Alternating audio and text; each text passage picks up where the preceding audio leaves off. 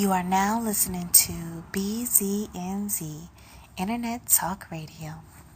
What's on your mind? What's on your mind? What's on your mind? See, we have our special guest that's with us, and we're going to go ahead and bring her in real quick. Monday is National HIV Testing, and I'm so glad today to have with us Fernanda Armada. I know I just messed your name up, but you can correct me as soon as I turn your mic on. I'm glad to have her with us tonight, and she's going to talk more tonight about testing, getting yourself HIV tested, and even STD testing, and it's all free. It's all free. You cannot beat that deal. So without further ado, let us go ahead and bring on Fern.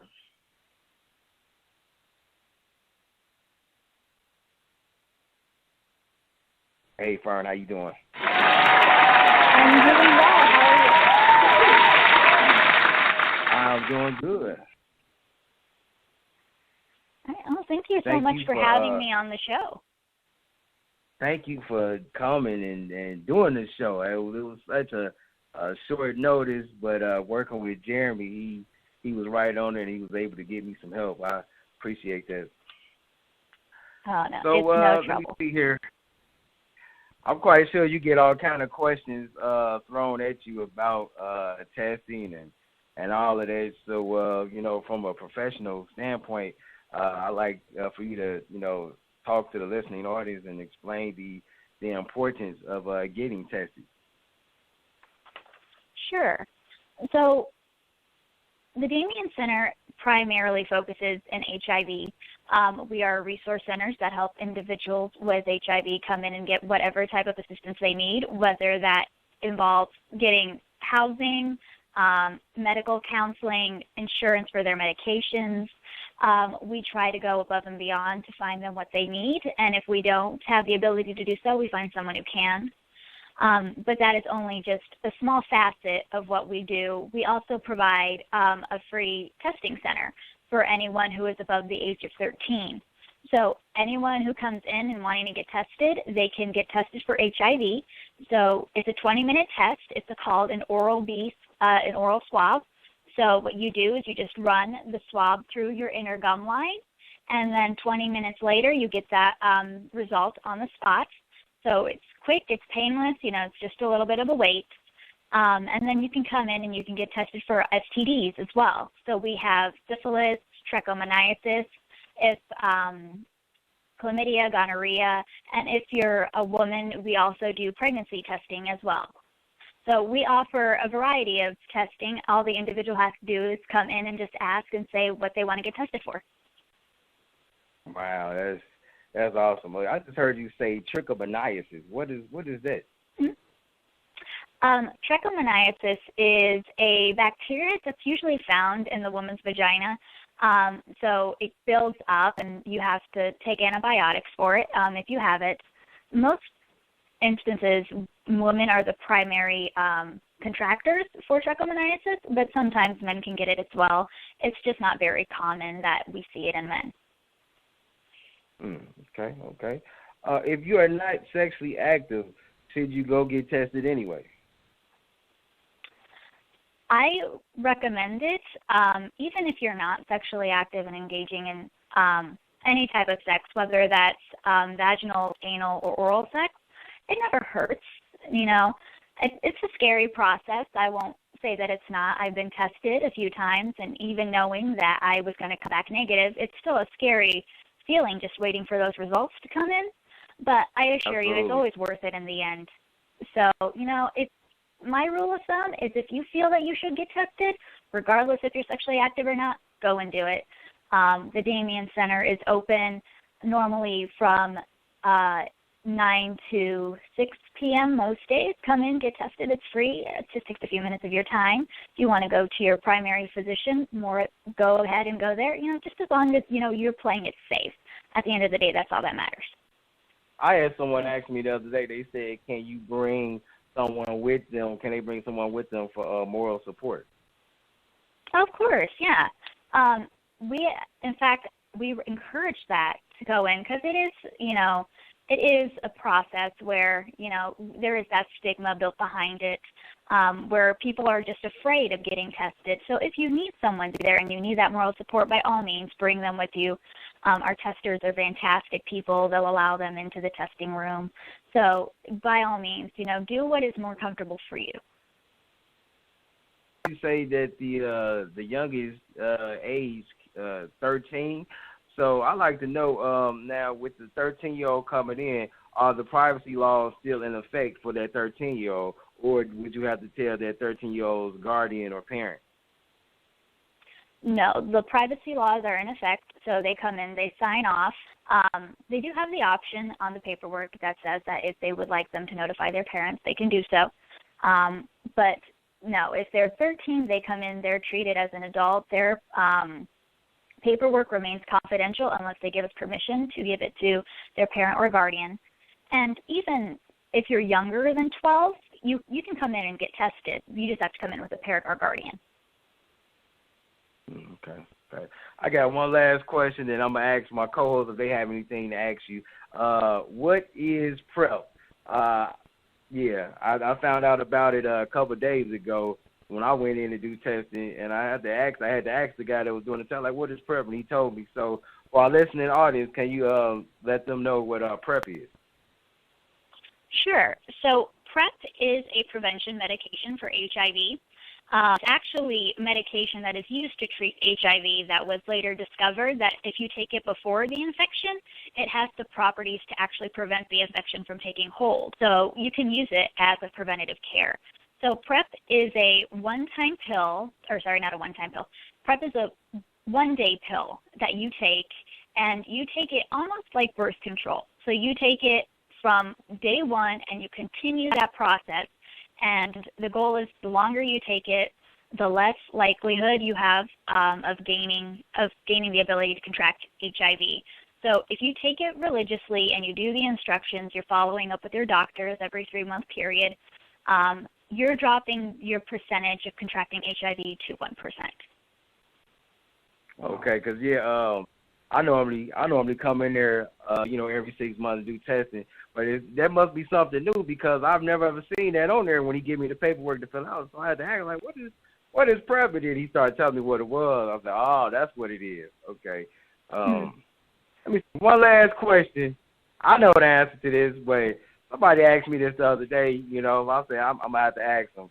Okay, for a man's genitals, will what is it? Taking an alcohol swab, wiping himself, and peroxide, would they help prevent any STD?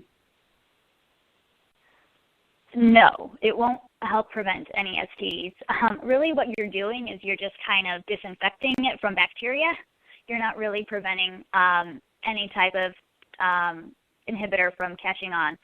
So with STDs, normally STDs are done by genital-to-genital contact or with bodily fluids such as blood, semen, or vaginal fluids. So if you're getting into contact or having sexual activity with someone who has that infection in them, the best way to protect yourself, one is full disclosure that you have it, so that way your partner knows that what he or she is getting into, and 2 is to wear a condom. So that is always the best safe practice for anyone who is going to be sexually active. I firmly believe in no glove, no love. So, wear a condom. Of course, the only 100% guarantee for you not to contract an STD is to remain abstinent. Now, we live in 2016. This is the real world. No one's going to remain abstinent for very long. So, by all means, use a condom. If you are someone who is a female who loves females, we have dental dams that you can use as well. So just protect yourself and always keep a full disclosure with your partner. You all even have the flavored condom too, don't you? We did, yeah. For a period of time we did. I don't think we have them currently, but who knows? We get new condoms every day. I hear a lot of women, they say they don't really like the flavored condoms. So there you go. Hey, co-host, if you guys have any questions, your mic is open. Go ahead, girl. I'm listening. I have a question. I guess I'll be the first. I can't remember the exact name of the disease that you spoke of. You mentioned that you said it's more common in women than men.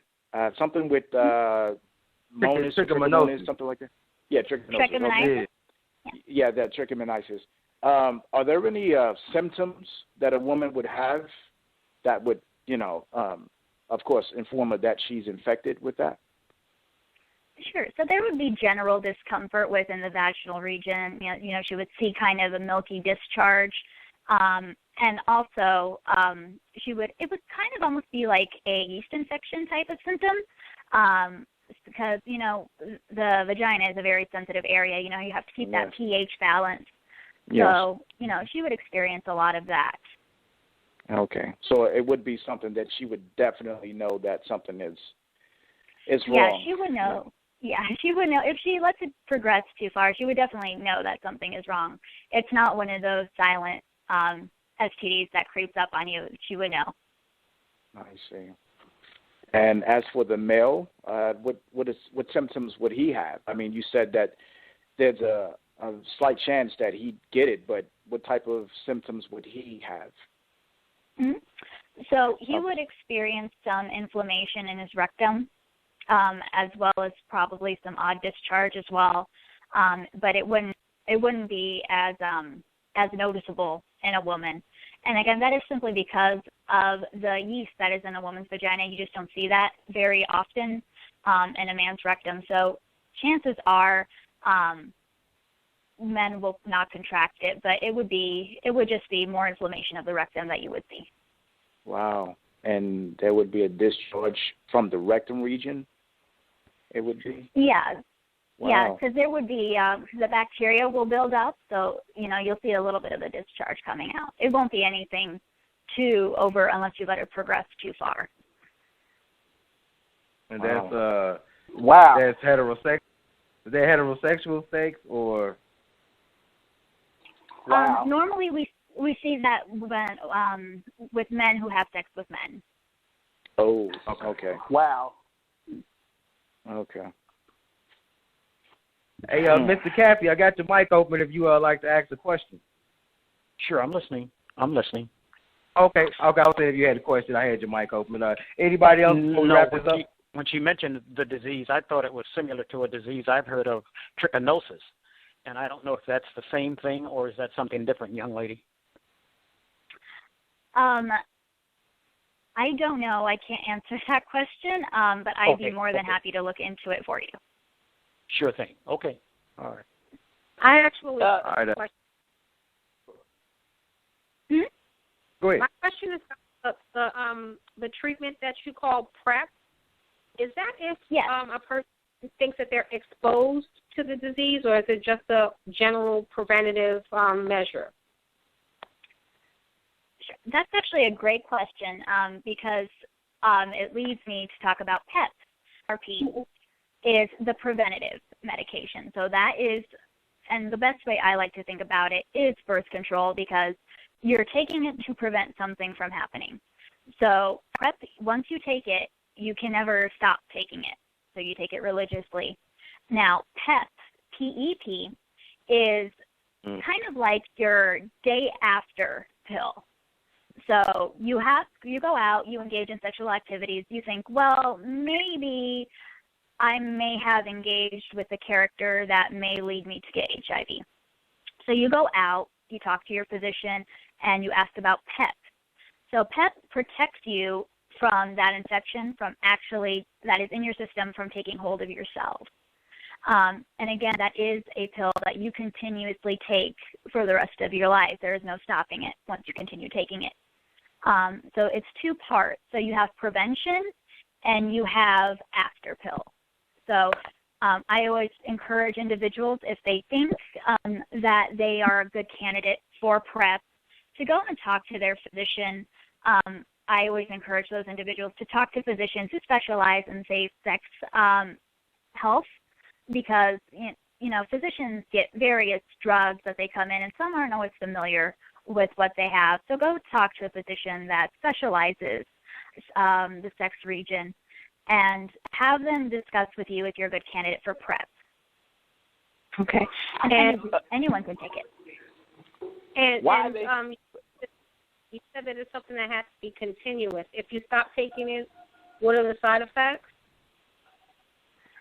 The side effects would be, there isn't so much of a side effect as it just takes you a while to build up that immunity again. So if, say you are with a partner who has HIV and you want to refrain from contracting the virus, and you're with that person, say, for 3 months. So you can take the pills up to 3 months, but if you stop, it increases the likelihood for you to contract the virus. So it lessens the impact that it has on you. But as far as physical side effects, there aren't very many of them. I mean, you'll experience, kind of the usual. You'll experience a little lightheadedness, maybe some nausea, just because, you stop taking a regimen that you've normally taken. But it's not anything overt. It's recommended that you take continuously because, like birth control, once you stop, the effectiveness of it goes down. Once you start picking it back up, then you have to wait that trial period before it is actually safe for you to go back and having sex with an individual who is HIV positive. Okay. Man, that's crazy. So essentially, oh, go ahead. Nah, no question. Just thinking. I was just going to say, so essentially, if you're having sex with someone that's HIV positive, and you take this pill, this medication lessens the likelihood of you contracting HIV. And let's say you discontinue your sexual behavior with this individual, and you stop taking the pill. Will the HIV emerge? No. I see. It will not unless it will not, because it's a preventative medication. So okay. The way it works is that picture HIV like a baseball and PrEP as the mitt. The idea behind PrEP is to catch that baseball before it even has time to make it to the batter. So by no means should you be able to contract it. Now, there have been individuals who have taken PrEP and who have gotten HIV, but that was not because solely of the medication. It's because they didn't follow up on their regular medical regimen as they should. When you're on PrEP, you should consult your doctor about every 3 months or so to make sure that everything is working well. They engaged in risky behavior other than sex that would have led them to get that diagnosis. So it's not a cure. It's not a miracle drug by any means. I think people have that perception. Again, like I said, it's like birth control. There are times when it's going to fail you, but it's not the end of the world. It's no longer the 80s or the early 90s. People have progressed now to the point where they're able to live longer and fuller lives with HIV and live it as comfortably as someone who is HIV negative. So I think it's the stigma that comes into it and makes us fear it when really there isn't anything to be feared. Yeah. How long did you say this been out there? PrEP has been out there. Yeah, PrEP has been out there probably, I want to say, almost a year now it's been out there. It's only started recently getting some traction media-wise. People, like I said, they call it the cure. It's not the cure, but it's working wonders so far. So, but yes, I would say it's a year or so it's been out there. Yeah. Okay. All right. Is that all the questions? Well, we certainly would like to thank you, Fern, for stopping by doing this interview. You gave us tons of information that can be replayed because this will be in our archives for those who are listening. You come back to this website, and archives will be up a couple hours after the show is done, and you'll be able to listen to everything that Fern just gave us. Thank you, Fern, for doing this interview. I appreciate it. All right. No, thank you so much for having me. You're welcome.